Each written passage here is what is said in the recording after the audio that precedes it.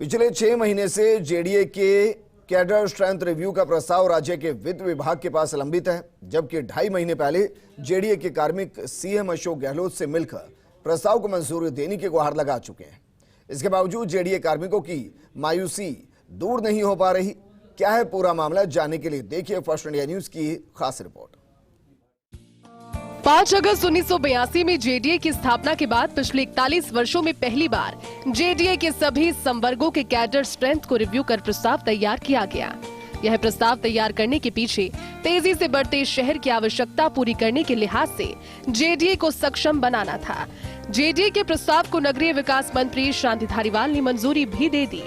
आइए सबसे पहले आपको बताते हैं कि नए सिरे से कैडर स्ट्रेंथ के रिव्यू के क्या फायदे होंगे। भविष्य की आवश्यकताओं के अनुसार पद फाइनल किए गए। नए सिरे से कैडर स्ट्रेंथ के रिव्यू से शहर के लोगों को भी फायदा होगा।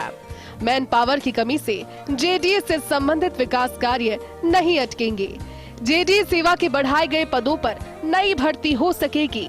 एक्स कैडर के पदों पर प्रतिनियुक्ति पर आने वाले कार्मिकों के लिए भी पहले से अधिक मौके होंगे।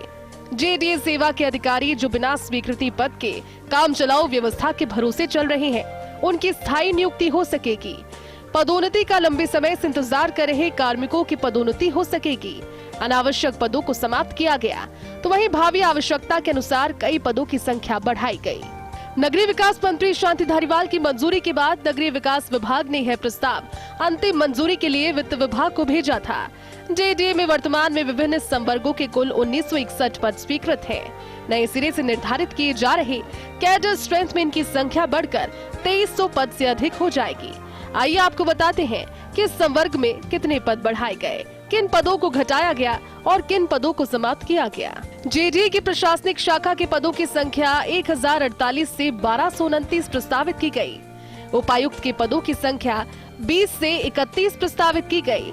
तहसीलदार, नायब तहसीलदार के पदों की संख्या 45 से 54। प्रशासनिक अधिकारी के पद 6 से 12 किए जाने हैं। कनिष्ठ सहायकों की संख्या 282 से 350 की जानी है। जेडीए की अभियांत्रिकी शाखा के पदों की संख्या 532 से कम कर 519 प्रस्तावित है। निदेशक अभियांत्रिकी के पद 1 से 2 और निदेशक प्रोजेक्ट के पद 1 से 2 किए जाने हैं। अतिरिक्त मुख्य अभियंता के पद 6 से 8, अधिशासी अभियंता के 43 से 50, सहायक अभियंता के पद 83 से 92, सहायक अभियंता विद्युत के 6, कनिष्ठ अभियंता के पद 263 से बढ़ाकर 271, कनिष्ठ अभियंता विद्युत के 16 पद प्रस्तावित किए गए। इसी प्रकार नगर आयोजना शाखा में पदों की संख्या 104 से 122 की जानी है। सहायक नगर नियोजन के पद 24 से बढ़ाकर दुगने 48 किए जाने हैं। नगर नियोजन सहायकों के सभी 10 पदों को समाप्त किया जाना प्रस्तावित है। वित्त विभाग में लंबे समय तक प्रस्ताव लंबित रहने के चलते 8 जून को जेडीए के अधिकारी और कर्मचारी मुख्यमंत्री निवास पहुंचे। यहां उन्होंने मुख्यमंत्री अशोक गहलोत से मिलकर उनके समक्ष कैडर स्ट्रेंथ रिव्यू के प्रस्ताव को जल्द मंजूरी देने की मांग उठाई थी। तब मुख्यमंत्री गहलोत ने जल्द कार्रवाई करने की बात कही थी, लेकिन अब इसके 2.5 महीने के बाद भी मांग पूरी नहीं होने से जेडीए के कार्मिक खासे मायूस हैं। आपको बताते हैं कि जेडीए की प्रवर्तन शाखा, लेखा शाखा, विधि शाखा, उद्यानिकी शाखा आदि संवर्गों में किस प्रकार से नए सिरे से कैडर स्ट्रेंथ निर्धारित किया गया। जेडीए की लेखा शाखा के पद 100 से 112 प्रस्तावित किए गए। लेखाकारों के पद 18 से बढ़ाकर 30 किए जाने हैं। विधि शाखा के पद 39 से बढ़ाकर 54 किए जाने हैं। जेडीए के अपीलीय अधिकरण के सदस्य का पद 1 से 3 किया जाना प्रस्तावित। सहायक विधि अधिकारी के पद 2 से 4, विधि सहायक के पद 23 से 31 किए जाने हैं। उद्यानिकी शाखा के पदों को 40 से 35 किया जाना है। सहायक उद्यान निरीक्षक के 3 से बढ़कर 8, फॉरेस्ट गार्ड के 10 नए पद स्वीकृत किया जाना प्रस्तावित। माली के 20 पद समाप्त किए गए।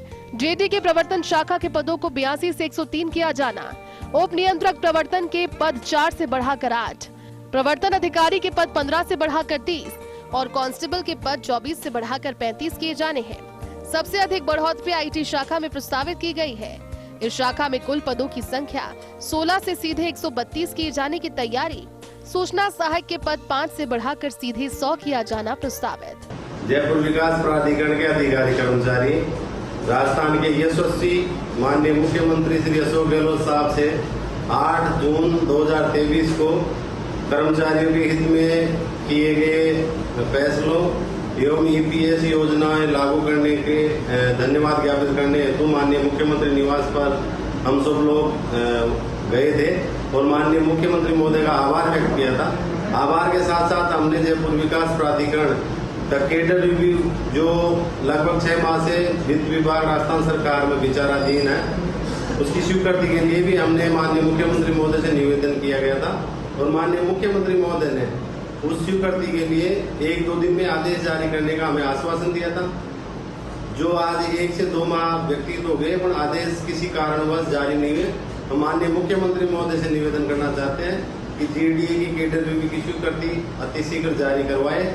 जेडीए के 41 सालों में इतिहास में पहली बार इतने व्यापक स्तर पर कैडर स्ट्रेंथ का नए सिरे से रिव्यू किया गया।